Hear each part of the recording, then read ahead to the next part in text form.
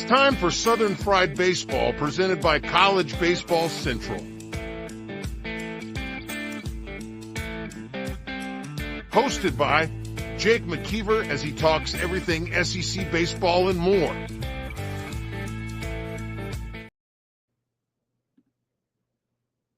Welcome back, College Baseball Central fans of Southern Fried Baseball. Like our modern baseball game, we're kicking this one off at 7:05. Andrew, it was an exciting week. I feel like I'm seeing you every day now with how these previews are going. How are we doing today? Living the dream here. Living the dream. Yeah, can't complain at all. You're going to be out at a couple series this weekend. I'll be at one SEC, two non-SEC ones. So a full week of college baseball on deck for everybody. Let's go ahead and jump into it just because I feel like there's a lot that we need to talk about. We'll start with the Thursday games. The Florida Gators at 0-6 will travel to the 4-2 Ole Miss Rebels. I don't think either of them have announced their rotations yet. Ole Miss did. I don't know. Or UF, I'm assuming, is going to be one of Peterson and then bullpen. But Ole Miss has released theirs officially. Yeah, Ole Miss is going with Elliott, Maddox, and Nichols. Mm-hmm. That's what they always go with. They actually posted that like pretty recently because when I was in research earlier, they hadn't posted it. Nothing really new. I mean, when you get three starters that get rolling, there was maybe a little bit of drama just with how they're going to speed up Hunter Elliott, but nothing on that aspect for them. Ole Miss is in the driver's seat. I know they had a series with Arkansas where they took a game on Friday, dropped the next two, and then swept at Missouri. I think this is kind of a prove-it one for both teams. You're going to find out if Ole Miss is going to stay in the fight here at the top of the rotation. You're going to find out if Florida can kind of claw their way back into it. We'll start with the keys for Florida. Obviously, they want to get rid of that goose egg that's at the front end of their winning. What do you think that they need to accomplish in order to go on the road and beat a quality Ole Miss team? Their pitching has to be much better. Obviously, we saw it on Tuesday against FSU, and then we saw in this Georgia series. I get that Georgia's bats are probably one of the best in the SEC, but their pitching has to be much better, and it starts with whoever gets the ball tomorrow night. If it's Aiden King, Liam Peterson. It is Aiden King. I have their pitching matchups right here. Aiden King on Thursday, TBA on Friday, TBA on Saturday. Interesting. So, Well, we know they're not going to go with Jake Clemente. I think that much is he'll probably be a bullpen arm for him. Yeah, I think he's better out of the bullpen. Some guys are made for bullpen roles. I think he is one of those guys. But I think Florida's two-strike hitting has to be a little bit better. I know that a lot of people didn't really talk about that, and rightfully so because the pitching was kind of stole the headlines. I feel like their two-strike hitting at times against that Georgia one, they kind of piled on those strikeouts. Obviously, against Florida State, they showed a ton of fight. I mean, it's a midweek, so kind of take it with a little bit of a grain of salt. Yeah. I think for Florida, but though it has to start with them getting an early lead and getting this pitching staff a little bit more accustomed to everything. For Ole Miss, sorry, as I kind of had a sneeze coming on there. For Ole Miss, what do you think the keys are to them? I don't really know how to feel about them because at times they look like a top 15 team, and then at other times Arkansas exposes them, Texas run rolls them. They're kind of all over the place for me. I feel like this is a good telltale sign for how good they're going to be. Yeah, I think this weekend's a good test for their lineup, especially going against a very struggling UF rotation / bullpen. I think this is a good test for the Ole Miss lineup. This lineup has been phenomenal so far this year. You got Luke Hill, Judd Automark, Mitchell Stanford transfer. Those guys have been all phenomenal for the Ole Miss Rebels. I think this is like a real show us what you got weekend for the Rebels lineup. Yeah, we knew that they were going to have high-end pitching in the SEC. They're probably going to have the pitching upper hand in most of their series. I think their transfers have been what's the most impressive part for me. Luke Hill's really not a transfer anymore because he was there last year, but Isaac Humphrey coming over for Louisville. Uttermark's another one. I mean, this is just, I think, a team that has – everybody still kind of has that in the back of their mind, like Mike Bianco type of team. And they really do take care of business more than I think that they have in the past. They're 15-3 in the OOC. That includes a loss to Texas. That includes a loss to Southern Miss. Both teams that are ranked pretty high. I mean, it's a good Ole Miss squad. It really is. It starts at the top of the order with Luke Hill. It's got pop. It's got contact. Their strikeouts, again, it's the SEC, so you're going to have a little bit higher strikeout numbers. But, I mean, it's a deep lineup. Yeah, they've been hitting the crap out of the ball so far. And it feels like you go through this lineup, it feels like a veteran after veteran, except at the leadoff spot with Federico, the freshman. He feels like a veteran. I know that sounds weird to say because he's a freshman. He feels like a very veteran leadoff type of guy. Yes. And again, I don't know how somebody like that leaves the state. I'll say that. I mean, he's from West Monroe, Louisiana. I don't understand how somebody like that leaves the state. He's an incredible talent. Do you think he'd start at LSU this year? No.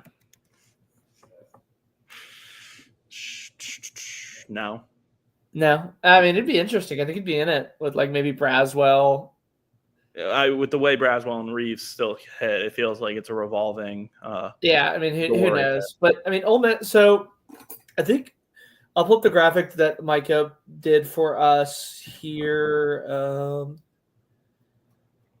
We were split down the middle. You went with Florida. Caleb went with Florida. Mike and I went with Ole Miss. I think it's the home factor for me with Ole Miss. Ole Miss is maybe one of the most fair weather fans in a good way. But when they are good, they are rowdy. And it's starting to kind of snowball a little bit. And they're starting to be a team on campus, especially with basketball. I know they're in the Sweet 16, but basketball's wrapped up on campus. I think that place is about to get rowdy. And I think that this is going to be kind of everybody's first exposure to Ole Miss. Kind of the new age baseball fans. Because a lot of people forget that Ole Miss, like 5-6 years ago when they were rolling, that place was rowdy.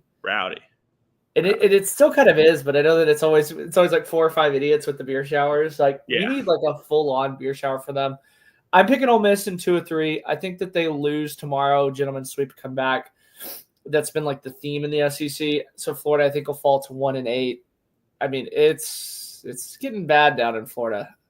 Yeah, I think that they'll take tomorrow, and I think they take Sunday too. So you do the sandwich. Okay, that's pretty interesting. Yeah, I think it's gonna be a sandwich. I think there'll be a rubber match on Sunday. Just game 3 for Ole Miss. It feels like it's just been a weird one. It feels like their bullpen hasn't been good on Sundays, even against Missouri last week, and then against Arkansas the week before. They can hit Sunday pitching now. Yeah, and Florida has Sunday pitching to a T. Might be 20 plus runs. We might be looking at a very entertaining one. Yeah. Okay, I'm gonna look this one up because Ole Miss beat Florida in football. I don't remember what the score was, but I wonder if we could have a chance where we can get close to it. Because I know that like the Georgia-Kentucky one. I think it was like 21 or like 24, like 21, something like that. I'm not a football guy, so I don't remember what it was. It was 24-17. Ooh. So Ole Miss scored 17 last weekend. Georgia damn near gave up that every game. Yeah. Do you think on Sunday we see somebody score 17 runs? I think that's a legit possibility this weekend. Yeah, that's kind of my bold prediction of the weekend. My X factors are Isaac Humphrey / Luke Hill for Ole Miss. Somebody out of the bullpen for Florida, whoever it should be. Clemente Barlow. Yeah. I think I can go Billy Barlow. I think Billy Barlow has a bounce back weekend for the Gators. Colby Shelton is going to be my hitter for them, but I think it's going to be an Ole Miss kind of monsoon, if you will. We'll move on to the later game as Florida Ole Miss, I don't think has announced the time yet. Mississippi State travels down to Alex Box Stadium to take on LSU. LSU sits at 4-2 in the SEC, 23-3 overall, 1-2 against probably the only team with a pulse. Mississippi State's at 16-9, 1-5. A lot of those losses are to teams with the pulses. They don't have any kind of quote unquote bad losses. You and I have talked ad nauseum about this. Thursday night, we're getting Cade Anderson versus not Pico Khan. Evan Ciari. I said that wrong, but Ciari. Let me see. Ciari. We're going to have to check the media guide. I do apologize, Evan, for that one. The ERA is pretty good. I watched a little bit of his start. I think I forget who he pitched against, but he's definitely in attack the zone. The 3 based on balls really strikes out at me. 15 Ks. Obviously, Cade Anderson is going to have the upper hand. Mm-hmm. But we saw it last week with A&M and Vanderbilt that it really doesn't matter that much unless you hit the ball. Yeah. Ole Miss is going to be – I mean, both these teams are kind of looking for bounce-back weekends. Mississippi State, I know this feels weird because they took a game in Oklahoma, but they feel just like they're dead in the water. They almost feel more dead than Florida. Yeah, it just feels so weird with Mississippi State because you watch them play and it's like you don't know what kind of lineup you're going to get. We saw it that game 2 last week against Oklahoma.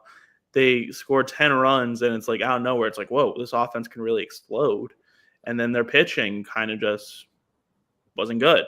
And then when they do win games, it's like, okay, hitting isn't that good, but pitching's been very elite. So yeah, like Pico Con, I mean, he was the SEC pitcher of the week for him, dominated that start. Ace Reese had a really good weekend for him. I think he's been a really good portal pickup for them. He's probably their biggest portal pickup. Yeah. But yeah, I mean, I don't ever know what we're going to get with this lineup. Like, we're 3 weeks in, and I feel like there's still 13 or 14 guys I got to take notes on and watch their at-bats. Yeah. I mean, obviously, they're still dealing with a little bit of an injury bug. Ross Heifeld played in the outfield. He's normally their everyday catcher due to an injury. So they're still kind of working stuff out. I mean, they're trying. They're not really folding the tent, but I think this one's going to be all LSU. I know that a lot of the LSU fans are probably pissed that we jinxed them to hell again. But, I mean, read this on paper. Cade Anderson versus Evan. Obviously, Cade Anderson has the upper hand. Game 2, Anthony Ianson versus Pico Con. I'm going to lean MSU, but, you know, MSU's bullpen. And then on Sunday, Chase Shores versus Carson Ligon. Those two have quietly had very similar years, I should say. Yes, they have. Ligon's changeups, I think, a little bit better than Chase Shores' fastball. But both the guys that have been hit around a little bit, Chase Shores didn't walk people early. Everybody was kind of high on him, and now he started to kind of walk people a little bit. I think he bounces back. I think that's really the one that kind of separates it for me, is I think they do that sandwich series like you mentioned with Ole Miss and Florida. I think they went on Sunday, Saturday, and then they went on Thursday, Friday, if you will. Yeah, I agree. I think Pico. I think Ianson will be a very good 2 for LSU, but I think Pico goes in to Alex Box and kind of just keeps dominating in the SEC. I could see them winning this game like 2-0. I could see that too as well. I think the one thing that is kind of an Achilles heel, I noticed a lot of Texas's rallies were either straight up home runs or they started with walks and then they kind of hit him in. Pico Con doesn't walk a lot of people. I know that he has those 7 base on balls. I think most of them were from Texas, which I'm sure a lot of LSU fans can attest. It's pretty easy to give up walks against Texas. Yeah. I think he walked 3 against Rice too as well, first of the season. But I really like LSU in this series. I feel like it's going to come back to bite me. I think in order for it to be a successful weekend for me, either A, sweep, or B, double-digit doubles over the course of the weekend. Yeah, I think that would really go a long way for me. Because, I mean, Bear's going to be – here's the thing that kind of worries me a little bit about them. I feel like they're so reliant on Bear Jones. Like, he kind of – like – that's probably – I know you kind of gave me a dirty face, but I feel like he's always hitting for them. I think they rely on Derek Curiel, Jared Jones, and Daniel Dickinson. They rely on the top 3 guys on the lineup because Jay Johnson's been playing the matchup game at DH, right field, and third base. So DH, we've seen Ethan Frey, Josh Pearson, and multiple other guys, third base, Tanner Reeves, Michael Braswell, and then right field, Jake Brown, Pearson, Ashton Larson. So I don't think we've seen Ashton Larson in SEC play, have we? He didn't play. I think he played against Mizzou. I don't think he played it all last week. But like Curiel, he's a freshman. He's kind of like Federico, leadoff guy, just like having some really good veteran at bats, and you're like watching this kid, like, wow, this kid's a freshman. Jared Jones is the best first baseman in all of college baseball. Yeah. Those 2 guys are like peanut butter and jelly. They're perfect. Dickinson, he didn't have the best weekend against Texas last week, but they just kicked the hell out of UL last night. Justice for Cajunomics last night. So I think this story with that, by the way. I didn't see what's the story behind that. So Cajunomics is a free YouTube channel that will live stream all the LSU games on ESPN Plus, SEC Network Plus, for free. And a bunch of UL like people reported him to YouTube, and then YouTube actually took action. But he's back. What was the stream that they had last night? He posted the 4 main like UL, like the Ragin review, I think one of them is, and he put like a big L in the middle of it. So yeah. So he's back. That one was a little bit personal for LSU. Yes. I really like LSU. Again, I think that they go out. I think they dominate. I'd like to see double digits. I'd like to see, Milam have a little bit of a bounce back. Yeah. It's weird. I feel like he's having a very similar year that he had last year. Really kind of came onto the scene early in the season. SEC play. Like I remember a few SEC people and LSU people were joking that they kind of need to retire the monster nickname because he's not hitting. And that's kind of what he's doing again this year. If he can make those adjustments, I think it'll go a long, long way for him. I think he's right on the cusp of breaking out. He's getting a little bit too far out on his front foot. But other than that, I think he's still taking high quality at bats. But we all went with LSU. Did anybody go with a sweep with LSU? I think Caleb might have. Yep, Caleb went with a sweep for LSU. So I'm sure that the LSU faithful will come for him on that aspect. Moving on to we'll get the easy one out of the way. Texas heads up to Taylor Stadium to take on Missouri. Missouri sits at 0-6 in the SEC. Texas sits at 20-3, 5-1 in the SEC. I don't see a world where Texas doesn't sweep. I'm going to be honest with you. Yeah, I've thought about it, and I know that we say that every single week with Missouri. I mean, I feel like you're not going to overlook Ian Loesch anymore because he's kind of gone out and he's pitched high-quality ones. The bullpen, they have an advantage. They can hit. Yeah. I don't see a world where Texas doesn't go 3-0 this weekend. I don't see a world where Texas doesn't score double digits in each game. They run rule them on Sunday. Everything's going to go Texas' way. Yeah, I think they run rule them once, but I think we get an almost run rule, and I think one game is relatively close. Like it'll be like a 10-8, and then they'll explode. It's just this Texas lineup is just so deep. Like you look up and down it, and I mean Galvan's really hitting a stride a little bit. Flores, who had a little bit of a slow start. I really like Jacque Stewart in the DH spot. I think he's a high quality stuff. When I talked at the alumni game with them, they really like raved about Jacque Stewart, and they're like, yeah, but we just really don't have a place for him yet. Schuster's obviously going to hit still. I mean, they have a lot of high contact guys. They have a lot of guys that drive the baseball. It's a high quality lineup. Yeah. I think we all unanimously went with a Texas sweep, by the way. So Missouri, feel free to screenshot that. We won't spend too much time on Missouri, Texas. But let's go ahead and move on to do you want to do South Carolina, Tennessee? Another one. Yeah. I think South Carolina steals a game from them. I think on Saturday. But everybody, I mean, Micah and you both went with sweeps with Tennessee. South Carolina is they do weird stuff. I feel like they'll do one where they force Tennessee to make like a few errors on them. Yeah, I can see South Carolina like taking a game just basically off of Tennessee kind of just beating themselves. I don't see like last Thursday happening with Liam Doyle again. I think he bounces back this week. I think he goes 7 double-digit strikeouts. Yeah. And I mean, especially with South Carolina can single you to death. Yeah. They're first in the SEC in singles. They had the highest percentage of hits that are singles in the SEC. I went and did that stat too as well. They're at home at Founders. Founders is still a tough place to go in and play. I mean, hopefully they get Dylan Eskew back. Yeah, I don't know. Is it a concussion? Yeah, he was in concussion protocol. Obviously, there hasn't been any updates. The SEC availability report isn't out yet, obviously.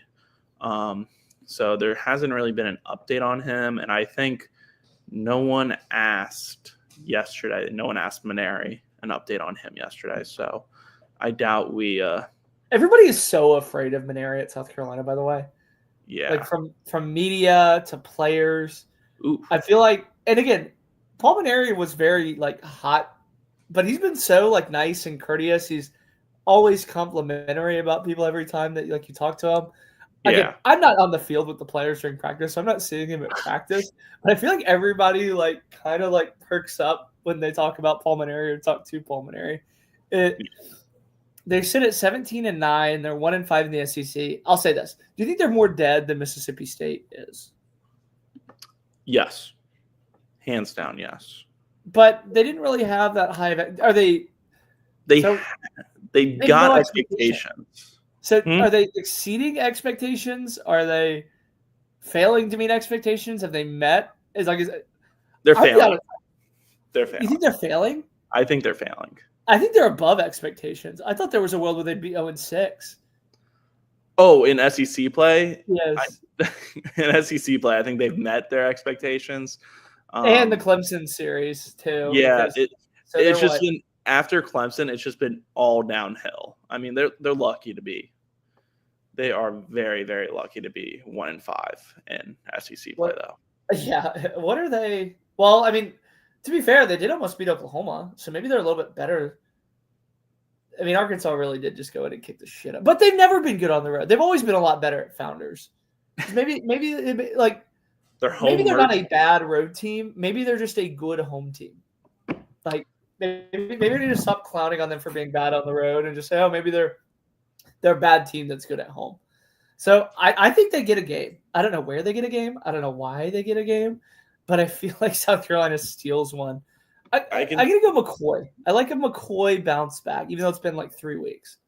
I could see McCoy bouncing back or just Brandon Stone going out there and just like laying his nuts on the table and just. Here's your question: do they win a shootout or do they win? Does it have to be low scoring? Has to be low scoring. This Tennessee lineup kind of showed some vulnerability. It has to be a shootout. I think they got to outscore them. Which I don't know if you'd want to get in that with the Tennessee lineup. You wouldn't. You wouldn't because I think there's a better chance of a double-digit matchup of like a 15-10 game in this series than if it's a shootout because we mentioned it. This South Carolina team does not hit for power. I mean, if they were to score 10 runs, it would probably take like 30 hits or something outrageous. It would have to be a whole bunch of bunting. But it would have to be a lot. We talked a little bit too long on South Carolina. Yeah. What does Tennessee need to do? Just keep it rolling. It's got to be a Liam Doyle bounce back. Yeah. The freshman arms that they've thrown a little bit. His name kind of eludes me. Who's the guy that threw on Sunday? Tegan Coons. I think Tegan's got to kind of have a little bit of a bounce back one too as well. I think that's where they need to find success.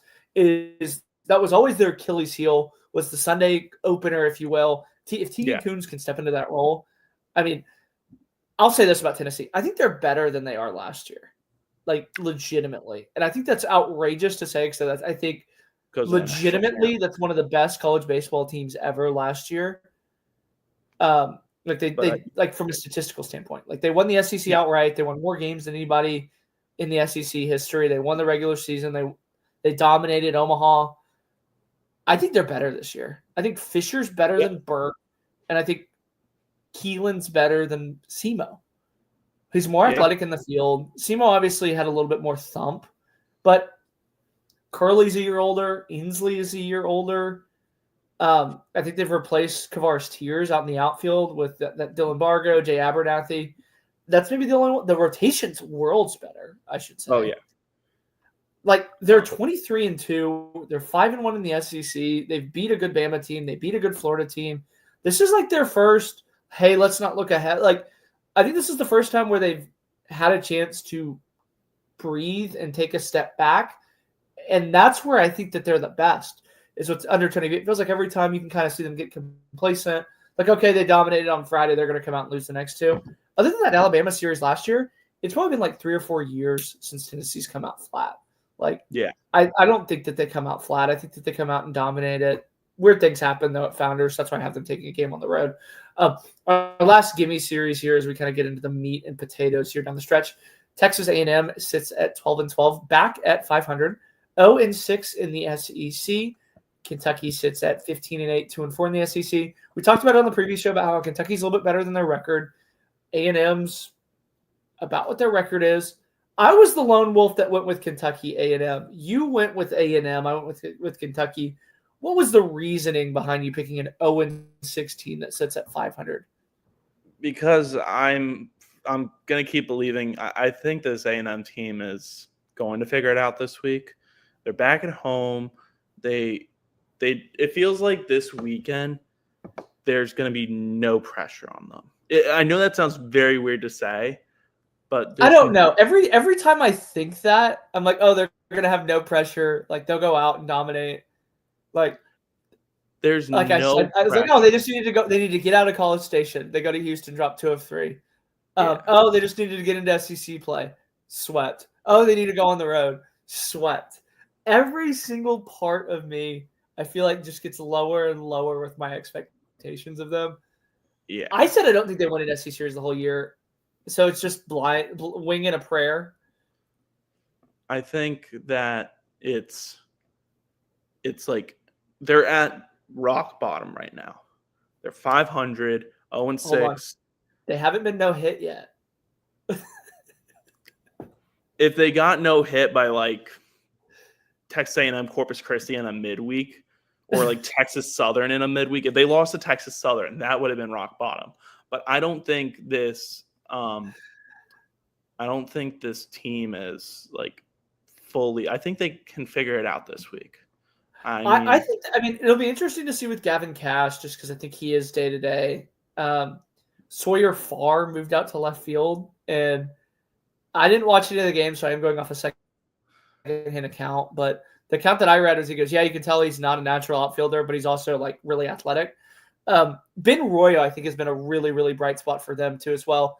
A lot of people forget his 2023 year at Rice. He's third all time in freshman home runs. He was third in the entire country for freshman RBIs.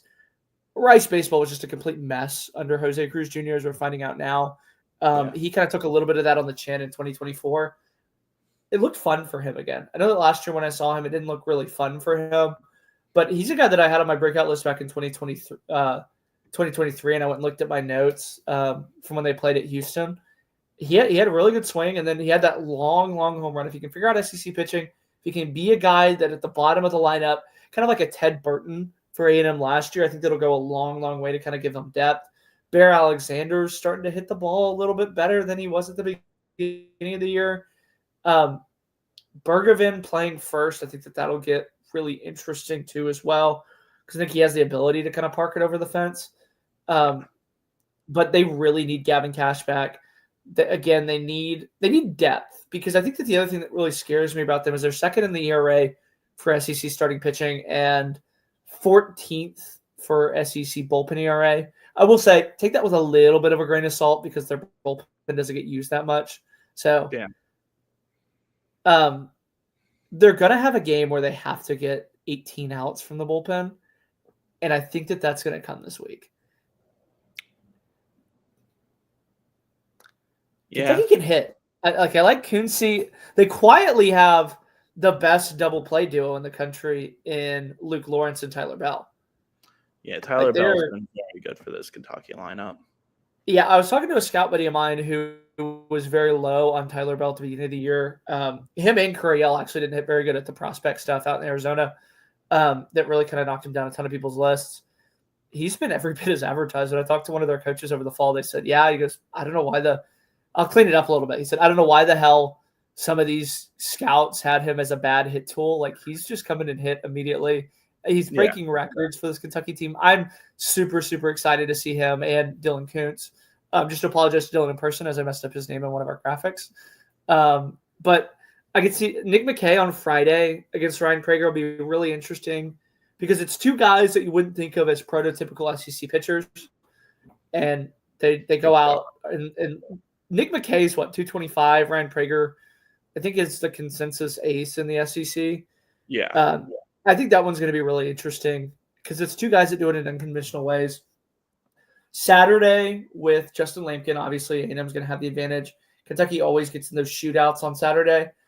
But I mean, we saw it with Bobby Adcock, where it doesn't really matter if in the past you've given up more than 5 runs every single start. Yeah. And then on Sunday, obviously, A&M's going to have the advantage with Miles Patton. I still think Miles Patton's the best Sunday guy in the SEC. But, I mean, Kentucky, they chased Clayton Chatterton after 1 out on Sunday. So they're a good lineup. It's a lineup that's underrated, but when you kind of dig into it and you're sickos like me and you, Andrew, there's a lot of notable names in that lineup that really kind of do strike fear into you. I think Kentucky takes 2 of 3. I think A&M gets their first win. I think it comes Friday, and all of their fans will freak the hell out and be like, "Oh yeah, we're back. We're back. We're gonna win. We're gonna win 6 straight, get us to even." And then Saturday they're gonna get humbled a little bit by the baseball gods. Friday night we're gonna be seeing everyone booking their hotels back to Omaha. The flights are back onto Omaha, and then they'll face Ben Clear. The private charters from College Station. Yeah, they're gonna get them. They're all those Hilton. I like Kentucky a lot in this series. They're a lot better than the record appears. There's a world legitimately where Kentucky's 5-1, and it's really not that crazy. I mean, we talked about that on Monday. They handed Auburn that game on Saturday. They handed Auburn that game on Saturday. So I went back and watched that when they tried to steal home. The pitcher had a tell. Like it was the right call. Like I know that a lot of people kind of came from in. It's like, whoa, it was the right call.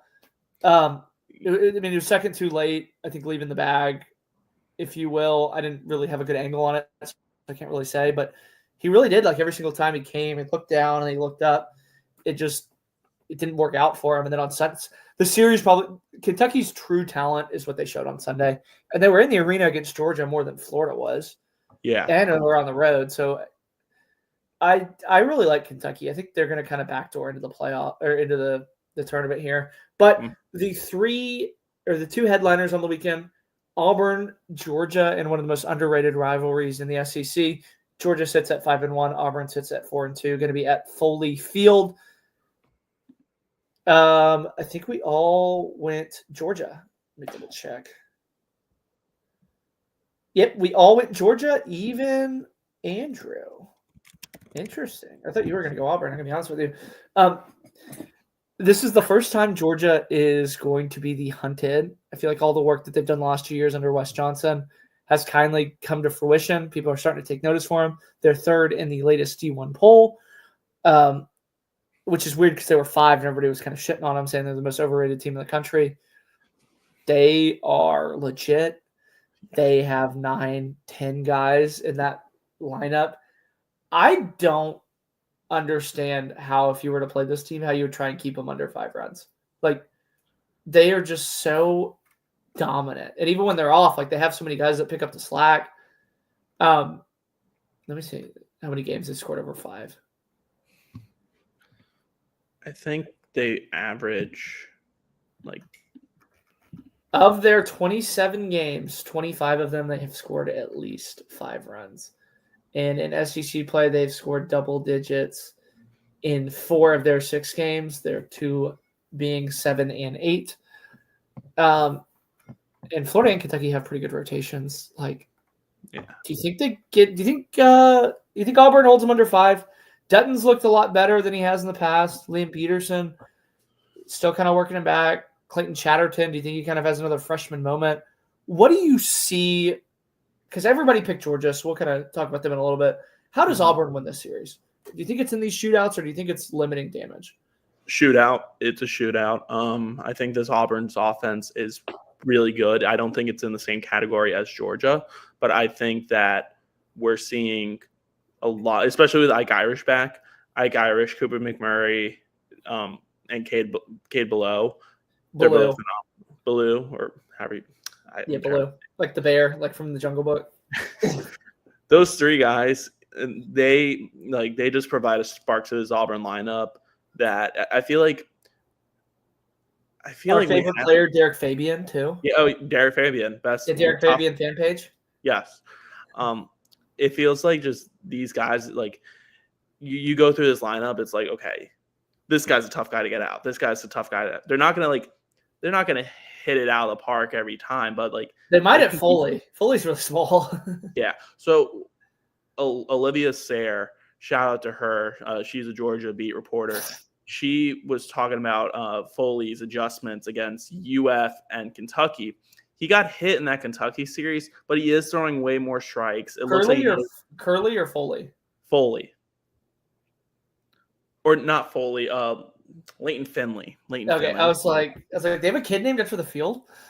No. Leighton Finley, shout out to him. He's been throwing way more strikes. I think he's going to be competitive against this Auburn lineup. I think that Wes Johnson's trying to figure it out with this pitching staff, that he is not going to try and like overpower the Auburn lineup and let the Auburn lineup just like hit it to Georgia. Just like Georgia's, yeah, like Georgia's got one of the best fielding percentages. They got a 983 fielding percentage. They got a handful of errors here and there, but here's you a question, by the way. As of right this second, because Auburn sits at 15 in the RPI and will be their newest. What is Georgia's highest RPI win on the season? Is it FGCU? It is not. That's a good guess, though. FGCU is actually under 500. East Tennessee State. East Tennessee State sits at 19 in the RPI. 3 spots ahead of Florida, who sits at 32. It's a really dynamic. I think I actually like Auburn to steal a game here. Obviously, if Georgia can get the starts from Leighton Finley and Brian Curley, the newest appointed starter, I absolutely love him. If he has NIL merch, I want to go ahead and buy some, because Brian Curley, we need to come up with like a nickname for him that isn't like racist around being Asian, because I feel like every single thing I see about him is just racist towards Asians. Like I saw one calling him the Asian Persuasion, the Samurai. We need something unrelated to being Asian. Curdog? The Curinator? I'm thinking Curdog because Curly high school here in Baton Rouge Catholic High, where Will Schmidt went to, they're called Curdogs. And I thought they were called Curd Dogs for the longest time, till one of my buddies corrected me, but Curdog could work for him. We might need to outsource that one. Nothing Asian related. That's gonna be off limits, folks.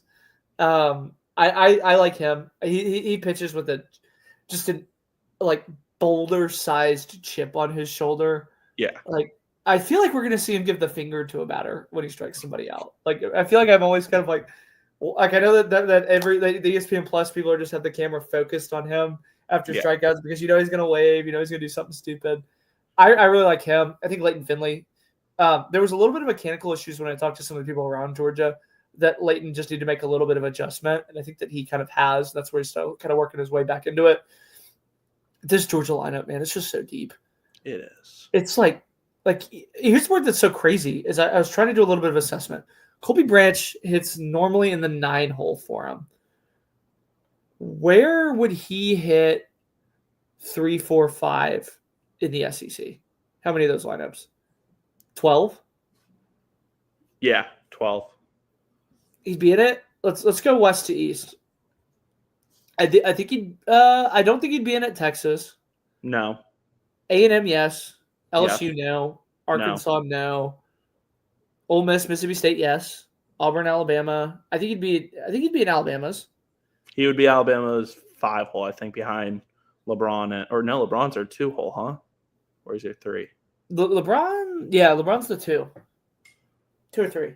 Bama, I could see it, yeah. But even then, they could kind of move him around. Kentucky, yes. Tennessee, no. South Carolina, yes. OU, yes. Because his brother hits 5 hole for him. Yeah, Missouri, yes. So Missouri, I agree. Yes. Those four. That's 12, yeah. I mean, and he's the 9 hole. Even then, well, that's also Wes Johnson giving him the reliability of being that double leadoff, because he does have such great at bats that when he does come up, it's like, okay, Colby Branch, I know. It turns it over. But here's what that's so crazy. Usually for those double leadoff teams, it's like, we really struggled out at the bottom of the order. We need you to provide a spark. They don't struggle at the bottom of the lineup. And it's so weird because Henry Hunter hits leadoff for him sometimes. So it's like he's like the 2 hole, if you will. We all went with Georgia. I don't think it's going to be a sweep. None of us have them going to sweep. But probably the series of the weekend for me, Oklahoma, the number 9 team in the nation, heads over to Alabama to take on the number 11 team in the nation, the Crimson Tide. For me, this is a faint of heart pick for me because those are the two teams that I was the highest on in the SEC. Oklahoma, I'm obviously higher than anybody in the country on, as I have them at 6. Alabama's at 11. I have them kind of in a very similar range, but I had a big jump that D1's kind of catching up with a little bit now. Find a TV for Kyson Witherspoon, St. Adams. That is the series of the year for the SEC. Yes, I will be glued to my chair. I think this whole series is going to revolve around pitching. Just Witherspoon against Adams on Friday. If OU pushes Malachi back to Sunday again, him against Bobby Alcock will be very good. And then Riley Quick against either Cam Johnson or I think Cam they're going to get out of the bullpen. Who else did they start? Cade Crossland last week. Yeah, Cade Crossland. I think he didn't really look that. He gets a little bit of a pass because I'm sure you as a pitcher you could probably kind of talk on this. They were up really big early and he was rolling, and then he all of a sudden just stopped looking good. I think he had a little bit of a complacency kind of move in. Did you ever have that happen when you were a pitcher? Yeah, those where you're up by so many runs. Yeah, and you're having to sit there and take the foot off the brake, and you're like thinking, oh, I don't need to attack them as like heavy as I was, and next thing you know, attack them too much a little bit. So like, hey, I don't want to. They're not going to hit their way back into 7 rounds. Well, they kind of did. Alabama, they're going to need some fan support. I know that they kind of went all out for that Tennessee series, and they looked good on Thursday, and then the other 2 games, obviously, they kind of took it on the chin. OU hasn't played in that rowdy SEC environment, Alabama. So if you can get to them there, you really don't know how they're going to react. They sit at 21-3. They have wins over Oregon State. They have wins over South Carolina on the road. They have wins over Mississippi State. That's 2 series wins for them.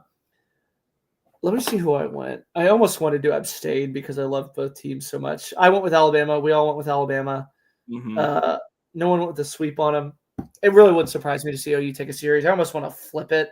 But, Alabama, I think, is one of the best teams in the country. Yeah. They're one of the dark horses for me. Who are your X factors? Give me a pitcher and a hitter for each team in this series. For pitching in Oklahoma, I'm going Dylan Crooks. I'm not going to go with the obvious, like, Kyson Witherspoon's going to go up there. And Dylan Crooks, he's OU's closer. He's been phenomenal. I think we can see him twice this weekend, and he's been nothing but lights out. He's got a .55 ERA. He's struck out 15 guys already this season. He's been phenomenal. On the bats, we just talked about his brother, Kyle Branch. He's been phenomenal. 8 doubles this season. He only has 1 home run. He's not going to hit the long ball. Obviously, he will be facing a very good Alabama pitching staff. I think that Kyle Branch is he's hitting 5th for OU. He's going to just provide this offense at the heart of their lineup. Just start a rally. They're down 1 in the 8th against Alabama's bullpen. That guy's going to start that rally. I think for me, it's going to be Justin Bodine. Justin Bodine, their bullpen guy. I think that he's another guy that we could kind of see potential. But I'm going to take an obvious one, Easton Carmichael. This is going to be one that's headlined by stars. You're getting Kyson, you're getting Zane, you're getting Riley Quick, you're getting Malachi, you're getting Justin LeBron. I think Easton Carmichael should be in that conversation too as well. You need your stars to show up and deliver and produce. And I think that OU is going to go as far as Easton Carmichael takes them. Lucky for OU, Easton Carmichael's an absolute stud. But for Alabama, I'll go Riley Quick in a bounce back spot. And I really want to say Justin LeBron just because I talked about stars. I'll go Will Hodo. I like Will Hodo a ton. Jose Torres. I'll leave you Will Hodo. Jose Torres at third base. Will Hodo and you said Quick, so I'll go Bobby Alcock. I think Bobby will bounce back. I think I think he did get a little short. He did kind of get hit by Tennessee last weekend. I think he bounced Everybody back. gets hit by Tennessee, Yeah. to be fair. Yeah. I think he bounced back this weekend. I'm very excited for this series. Well, that is all 8 series for us. We'll be back on Monday to kind of go in and break that down. I'll be at Texas A&M, Kentucky. I think you're going to be at LSU, Mississippi State. Yep. Tomorrow we'll get to watch both games, so we're going to be really excited for that one. Andrew, thanks for joining, and I'll see you on Monday bright and early. Yes, sir.